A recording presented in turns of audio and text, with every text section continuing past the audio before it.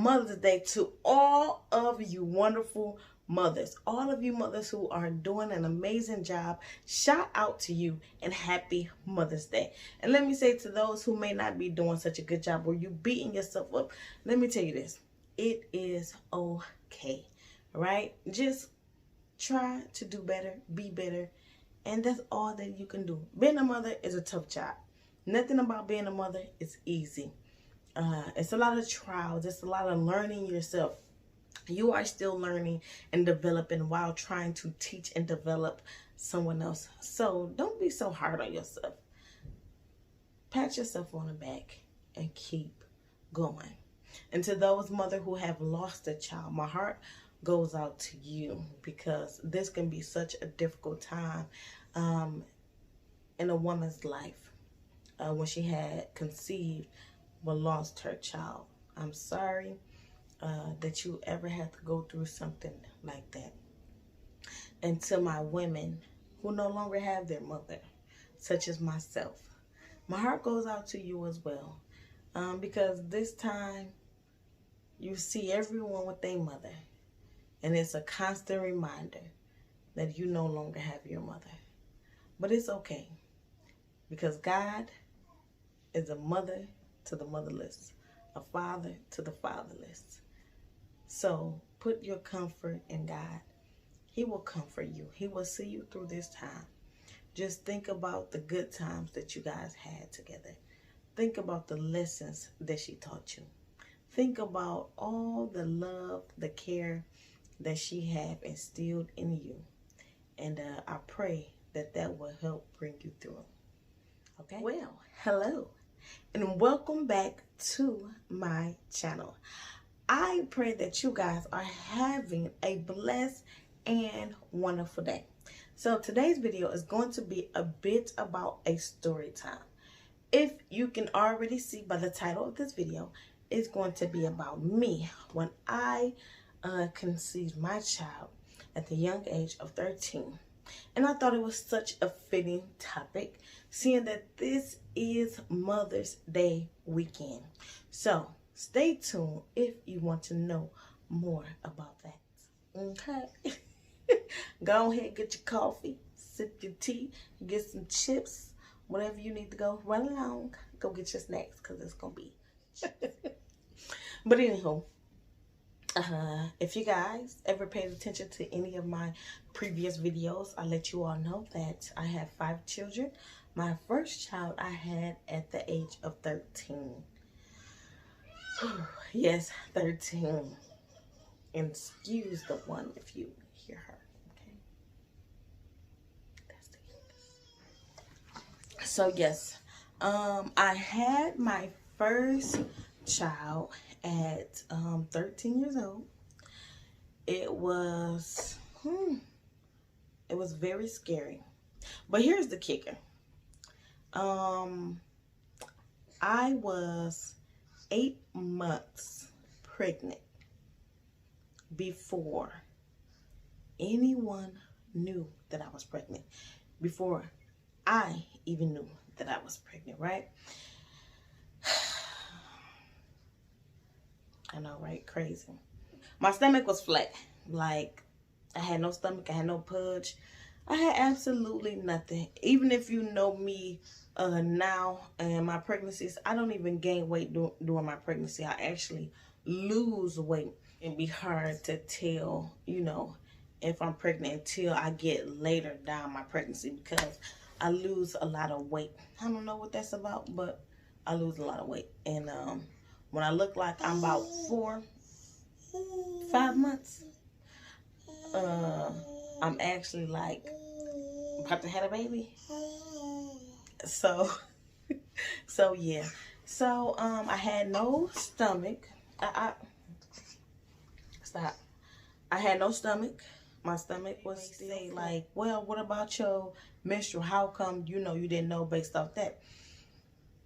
Well, firstly, ever since I started my monthly have never been consistent. never been consistent.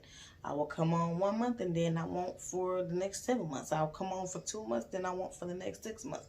You know, so it has never been consistent throughout my life. So that was never like a clue or anything like that. So my inconsistent menstrual cycles partnered with no stomach. I never even felt the baby move. I never even felt her, you know, move in my stomach. So I had absolutely no idea that I was pregnant. And so the way that my mother had found out was that I got out the shower, and you know, steam and the hot, right? When you're pregnant, some women develop colostrum, or you know, the milk before they actually give birth. And so that's what happened to me. So when I had got out the shower, and you know, I got done, I got all my clothes on, my boobs actually started to leak. And so, you know, only time a woman's boobs are leaking or she have milk coming up is when she's pregnant. And so when mama saw that, she kind of just like freaked out, like, are you pregnant? And I'm like, no. And so then she went, got a test. I took the test, and I was indeed pregnant. And so my mama figured, well, you know, you can't be no more than 3 months, right? You know, you're not showing nothing like that. So, you know, immediately, well, wait, before we even get to the doctor's appointment, she had me call everybody in my family, and to tell them that I was pregnant. Y'all, I was devastated, especially when I got to the point of having to call my granddad, right? Because, you know, it's like, this is my hero. I can't call my granddad and tell him nothing like this. So I was devastated, right? So I get on the phone, I call him, and I'm like, Granddad. He like, what, girl? What's wrong with you? My mom in the background, like, tell him what's wrong. I'm like, you know, can't even get the words out. You know how when you crying so hard, you can't even form the words. So I'm still crying. Shit, my mom in the background, she said, go ahead, tell him you pregnant. Give me the phone. So my mama took the phone. She told me, she said, she trying to tell you she pregnant. My granddad said, what? Tell me it's not so. And I said, yes, it's true. And that was one of the most difficult things that I ever had to do, was to tell my granddad that I was pregnant. Because it hurted so bad, and it was just like, I didn't want to disappoint him. You know, so many thoughts just was going through my mind. And I'm just looking at my mama like, why you just can't tell him? Why you having me tell him? You tell him. You tell him. I don't want to tell him. Right? So I had to go through that. I had to call all the people in my family. And I know my mama's feelings was hurt, because just imagine, you know, your child, your daughter, your youngest baby, 13 years old, pregnant, bringing a child in this world. A child that's still under your roof. So that means that you are responsible to help them raise this child. So it was another added responsibility to the already 4 children that my mama had. So, you know, of course, she was upset. She was, you know, sad. She was down, you know, for some time after, you know, receiving the news that I was pregnant. And so here comes the big shock, right? So now after my mom found out, we got the test and everything, we you know, then told everybody that I was pregnant. So now we make the doctor's appointment. And so we get to the doctor's office. It was me, my mom, and my auntie Karen. And we were at the appointment, and guess what? When they go to measure my belly, like when I'm laying down, he really couldn't tell how far along I was. But when he was like pressing down, he was kind of like feeling the baby. He was saying, oh, she may be like 4 or 5 months. So I'm like, oh my God, this is real. Like this is serious. It's real. But when I got the ultrasound said that I was like 8 months. And my mom and my aunt could have fainted. I remember my auntie grabbing the door, just like in disbelief and shock, like being taken back, being just like, gasping, like what? Like, I can't believe this. Like, are you serious? Like, she is this far along? Yes. And let me tell you, 2 weeks later, I was having her. 2 weeks later, I was giving birth to her. So from the time that we found out, having an appointment, I was having my daughter 2 weeks later. Yeah. And it's like I think back, and it's so crazy and so bizarre. But God really had me. He really had my baby, to the fact where she came out healthy and that there was absolutely nothing wrong with her. I had not one appointment. I was not taking any prenatal vitamins. I was still being I was a tomboy, right? I was still doing crazy stuff when I was pregnant with her. I had no idea. I was still climbing trees. I was still hanging off monkey bars. I was still wrestling. I was still doing so many things where it's like, you shouldn't be doing that when you're pregnant. But I had no idea. I was still doing all these things. Still playing with my brothers. Still fighting. Still doing all this stuff. Meanwhile, I have a full developed baby in the inside of me. And had absolutely no idea. So I was nervous. I was so nervous. I was nervous about how I was going to give birth, how this was going to happen. I was nervous about how I was going to take care of a child, how I was going to wake up in the middle of the night with the child. And I'm telling you, I was 13 years old, so I was still in the 8th grade. Like, I was going to the 8th grade that year. I had her in September, that beginning of that school year. I was going to the 8th grade, and I was having a baby. So I'm like, how am I going to continue my education with this child? How am I going to get her diapers? How am I going to get her wipes? When my baby came, when everything, came out that, I was pregnant and having a baby, I thank God for my family, my support, and all those people, because they rallied together to make sure that my baby had every single thing that she needed. I mean, from clothes to bed to bassinets, all of that stuff. Like, I didn't have to worry about anything, diapers, wipes, all that stuff. And I am so grateful, because of course I could not have done any of that. I didn't even have a job. Like, I had my little side hustles, I knew how to braid and stuff like that, but that was nothing to take care of a child, so they rallied together, got me a bed, bassinet, clothes, diapers, wipes. I was extremely blessed in that area. And so by the time I healed and everything like that, to get back in school, my mom kept my baby while I went to school. So I didn't have to worry about that. And thank God, he blessed me in that area that I, would not have to worry about choosing if I have to stay home with my baby and continue to get an education, to make sure that later I will actually be able to take care of my baby. So yes, I didn't have to worry about any of those things. Everybody, they pitched in, they helped, and different things like that. And it was a lot of disappointment when I was pregnant with her. Like, it was a lot of disappointment. But when she came into this world, it was a love like no other. It was a love that, you can't even explain.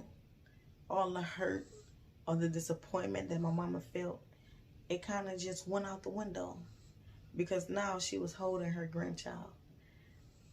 She seen that her daughter had delivered a baby, and she was no longer upset with me or angry or disappointed. She just helped me raise my child. And that's what I want to say to you mothers, that, you know, you may have teens or whatnot, and they may be pregnant, or they may have been pregnant. Please, I urge you, do not try to make them get rid of their child. Be there for them. Love them. Help them.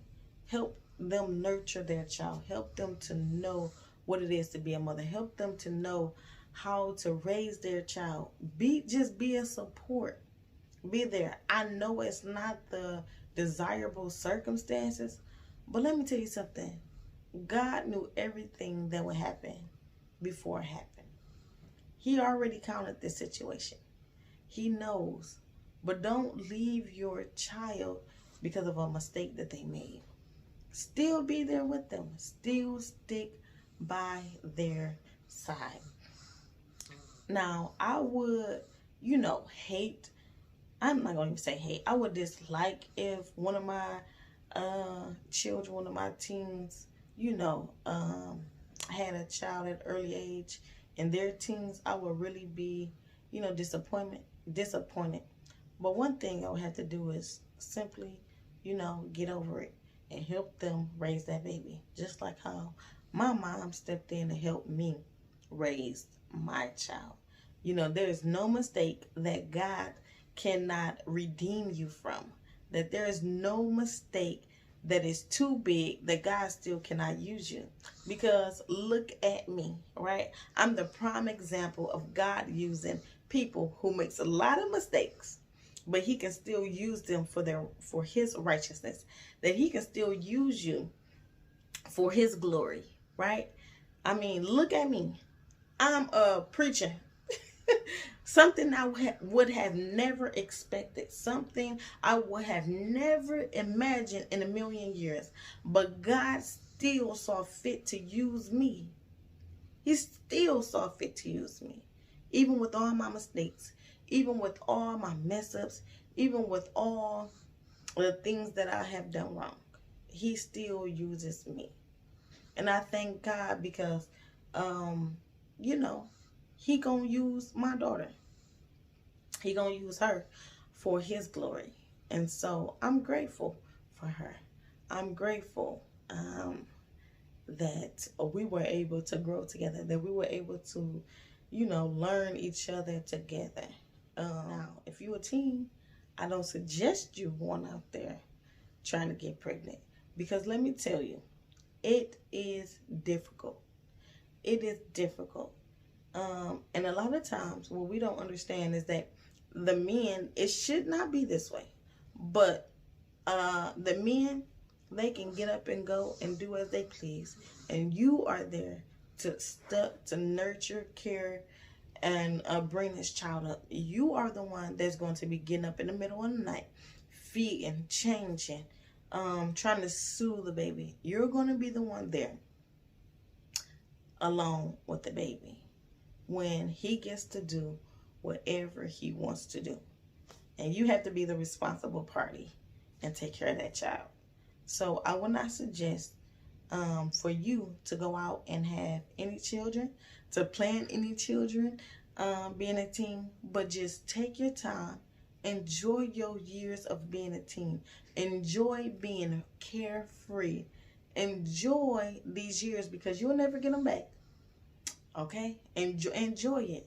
You have to, a lot of times teens try to have children to find that love, that connection, and different things like that. You have to find that love within yourself first. Because if you can't do that, you're not going to really be able to properly love your child. So find that love in yourself first before you try to bring a child into this world that you will not even be able to take care of. Get your education. Travel the world. Do all of those things before you try to have a child. Enjoy life to its fullest. Okay? Enjoy life. Enjoy life. So, let's talk about when it was time for me to give birth. When it was time for me to give birth. When it was so funny because my mom would say, now look, you pregnant, you gotta have this baby. You know, talking, trying to get me down. She like, don't you be screaming in that room like you crazy. Don't be screaming your lungs out, because I'm going to walk out on, I'm not going to be in it. And then she used to say, and when it come time for you to have that baby, you better go into labor in the daytime, because I ain't waking up at no 2 o'clock in the morning to take you to no labor and delivery. Like, I can plan when I was going to have this child, right? So, here it is. I remember like the doctors giving me the signs that I would have when it came time for me to give birth. So I'm like, okay, they told me, they said, your mucus plug can, come out, can detach. Your water can break, just, giving me all these different things. You can start contractions when your contractions start from start going like 3 to 5 minutes apart, telling me the things on when to come in. So here it is at 3 o'clock in the morning. 3 a.m. And you want to know what happens? My mucus plug comes out, right? It's this thick mucus. I mean thick little plug, right? And it came out, it was in my underwear. So I'm like, oh Lord, it is time, right? I'm nervous, I'm scared, my heart is beating fast. I'm like, oh my gosh, it is time to have this baby. So I go and I knock on my mama door. I'm like, ma, she gonna say, Rachel, don't tell me you in labor. So and so I started laughing. I'm like, I think so. She gonna say, didn't I tell you not to go in labor at no 3 o'clock in the morning? So she's like, I shouldn't take you. So, we laughing. She just joking. So she was like, I shouldn't take you. So we getting dressed, we getting ready, right? We on our way to the hospital. And so they checked me and whatnot, but because I was young, I was 13, and because this was my first child, and my mucus plug had came out, I was contracting a little bit. Not like that. It was, just like a Braxton Hicks type of contraction.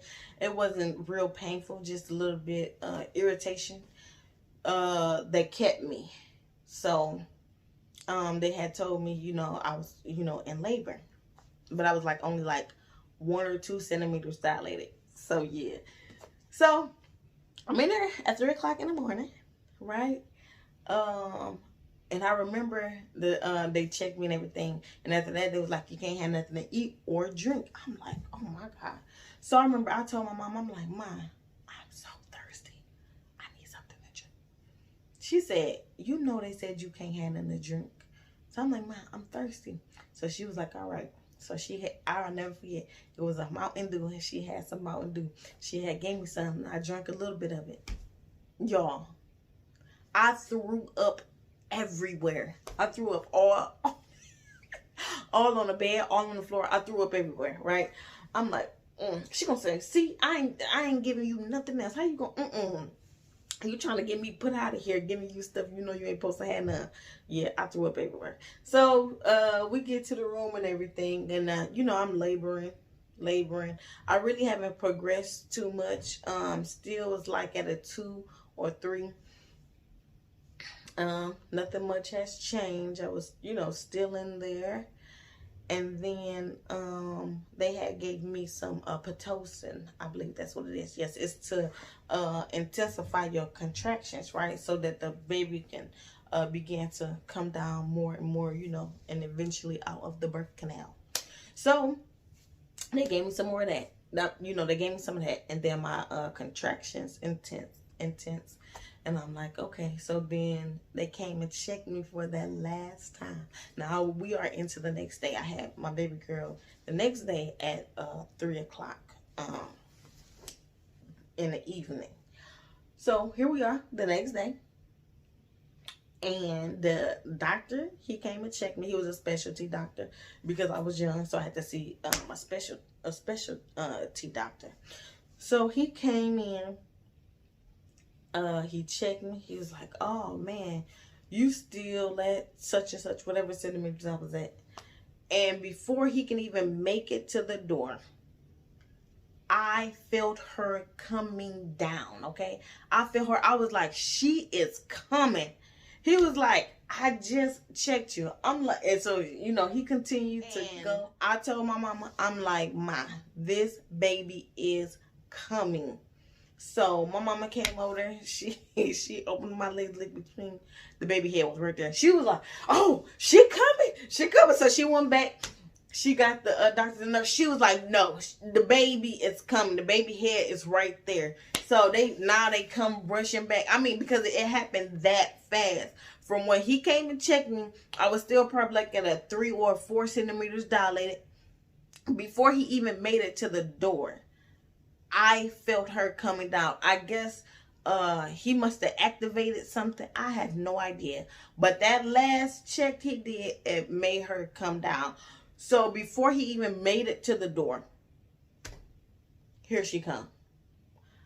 I feel her right there. I just was having that urge to push. It's like you get this urge to push, like you can't help it. Like your body is automatically pushing on its own. I had no epidural. I had no medicine. I did it all natural because I was scared that I would be paralyzed for the rest of my life if I got an epidural. So I told them that I didn't want it.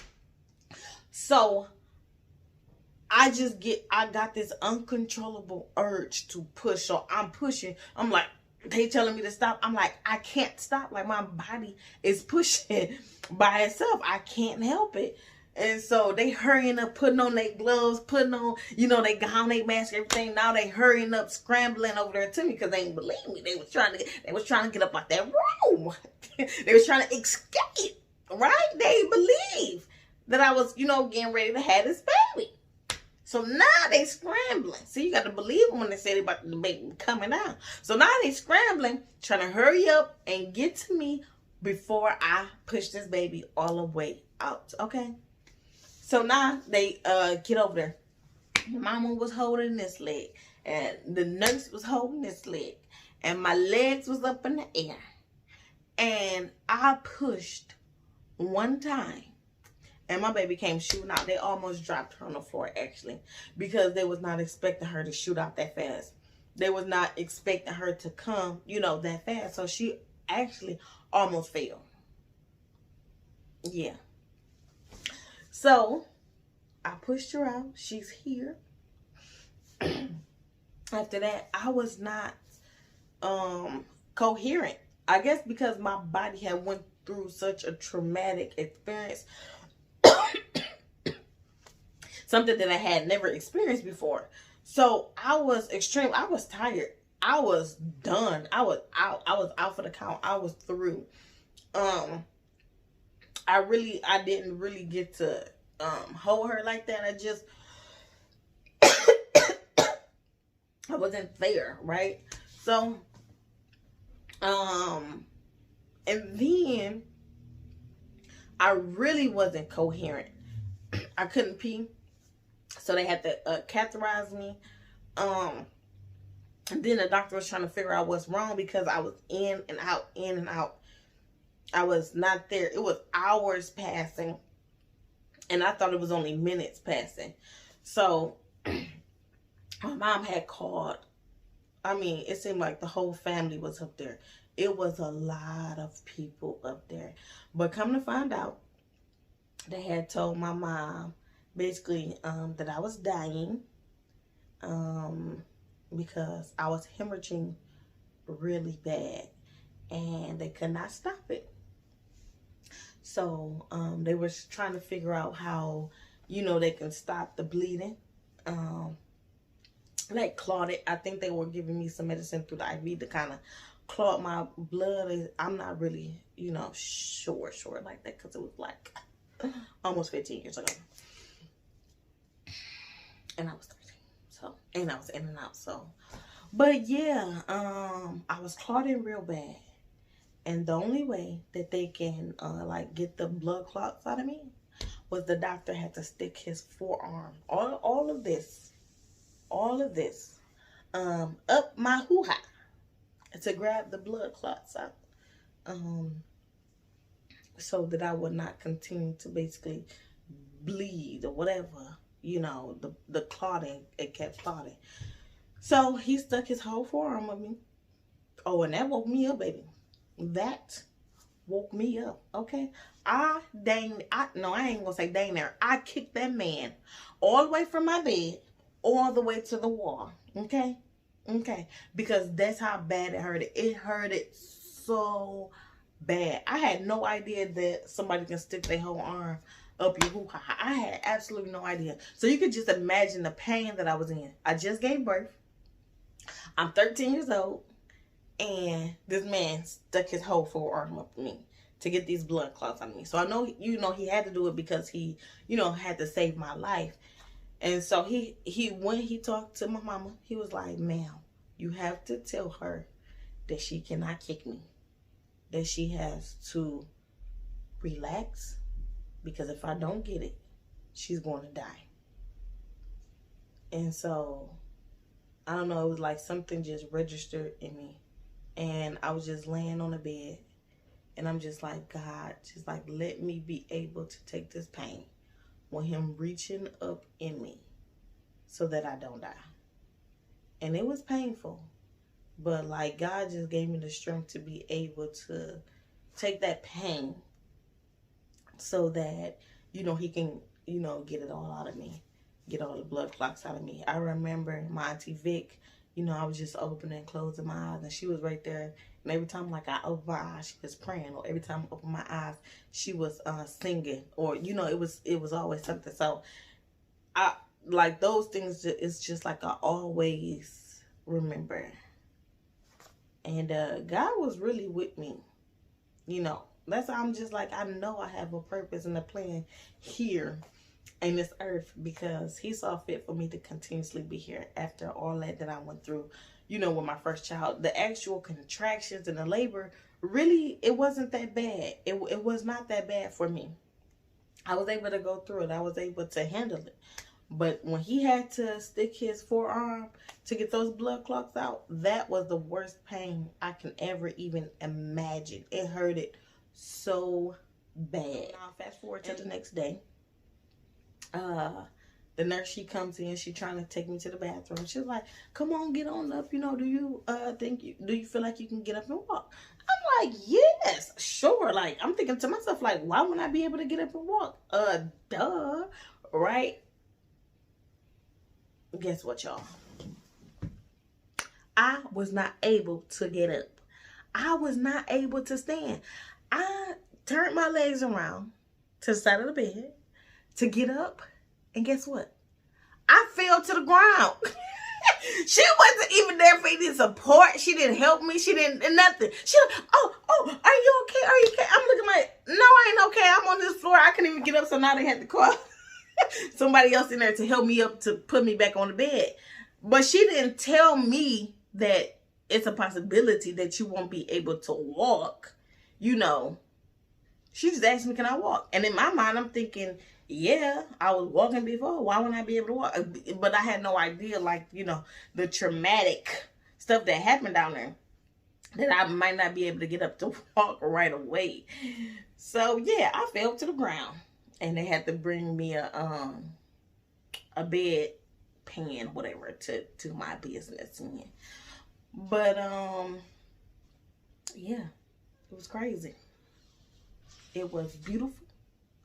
It was scary, wonderful, amazing. It was all those things. But I would not trade it for anything in the world. And I am so blessed to have had her. And I just want to say to all of those who desire to be mothers, I pray that God will bless your womb, that He will touch your womb, that if there's anything that's going on within your womb that is preventing you from having any children, that He will heal it, that He will touch and bless you in the mighty name of Jesus. Okay. So y'all, that's my story. That's my story time about my first child, my first delivery, all of that stuff. Okay. Yeah, I told y'all to get y'all tea, get y'all snacks, all that stuff. But yeah, I hope y'all enjoyed it. If y'all have any questions, comments, anything like that, don't be scared to, let me know. Get them Twitter fingers. Ask me.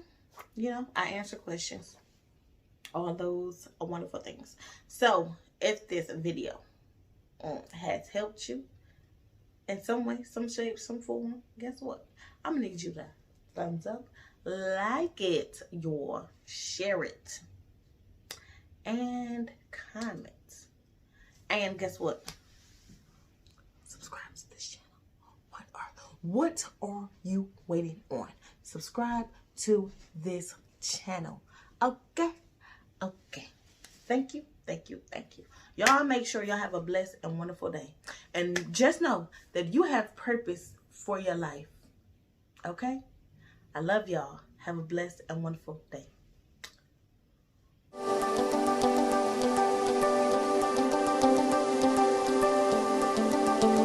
Hello, everybody. How are you guys doing on today?